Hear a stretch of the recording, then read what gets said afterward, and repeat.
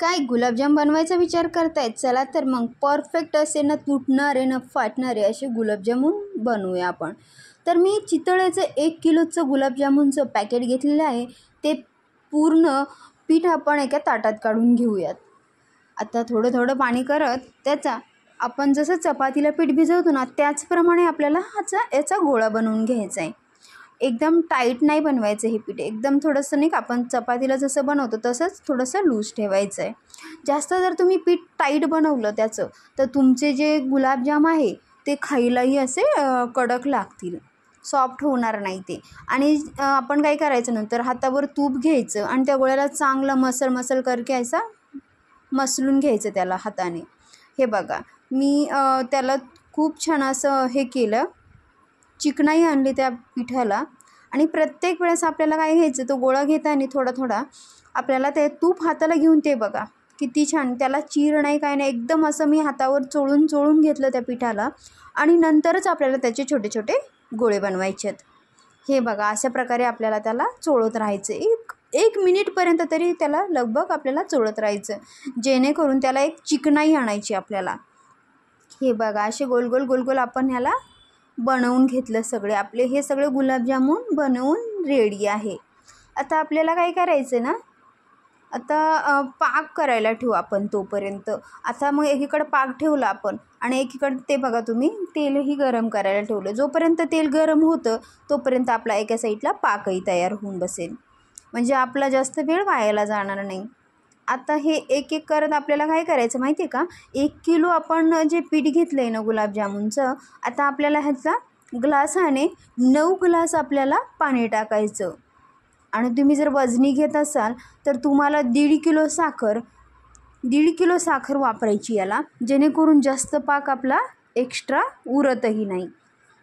मग ते आपण पाक गुलाबजामुन खाणं झाले की आपण काय करतो, पाक फेकून देतो किंवा मग त्याचा वेगळा असा वापरही करत नाही, तर तो पाक हा वायालाच जातो. त्यामुळं आपल्याला आधीच 1.5 किलोच्या प्रमाणात आपल्याला साखर घेऊन त्याचा पाक करायचा. तर हे बघा एक एक करत आपल्याला गुलाबजामुन त्याच्यात सोडत राहायचं.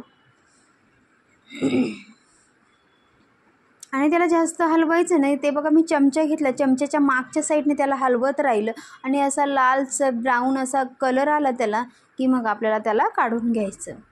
आणि तळताना काय करायचं ना, गॅसची फ्लेम मोठी नाही ठेवायची, गॅसची फ्लेम ही मीडियमच ठेवायची किंवा एकदम बारीक ठेवली तरी चालेल तुम्ही.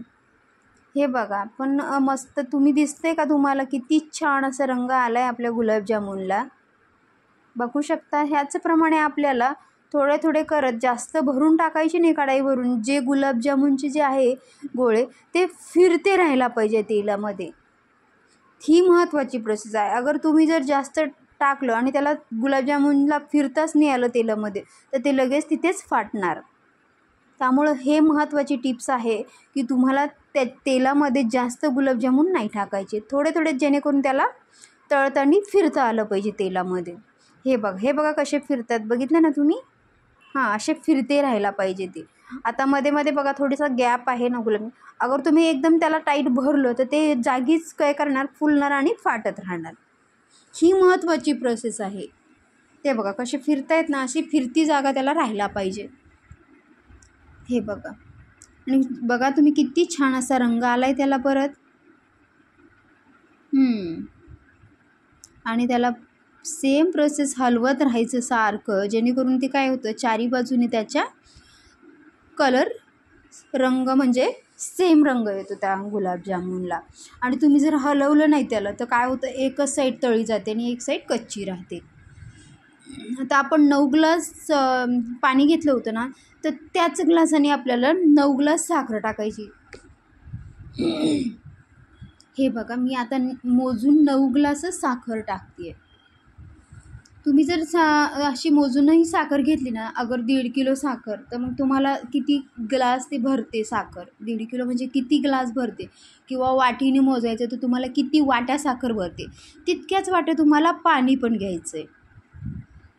हे बघा आणि ह्याला काय करायचं, उकळी आली ना, पाण्याला आणि साखर मिक्स झाली आणि त्याला उकळी आली, उकळी आल्याच्या नंतर फक्त आपल्याला 5 मिनिट तर पाक उकळून द्यायचा व्यवस्थितपणे.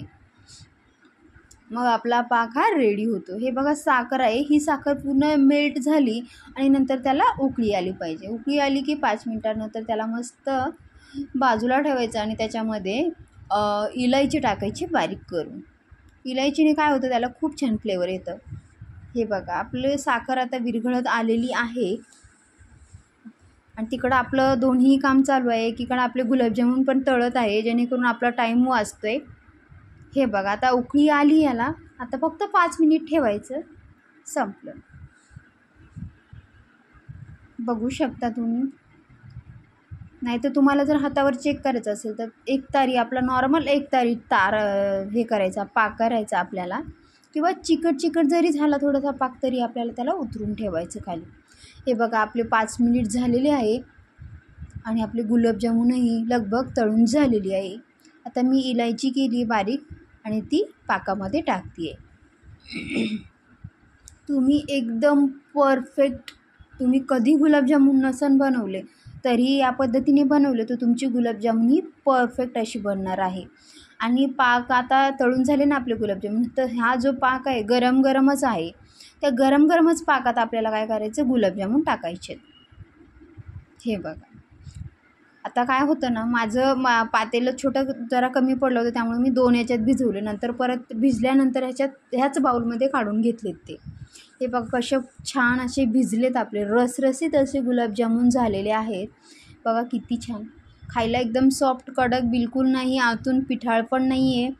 तुम्हाला तोडून दाखवते आहे मी.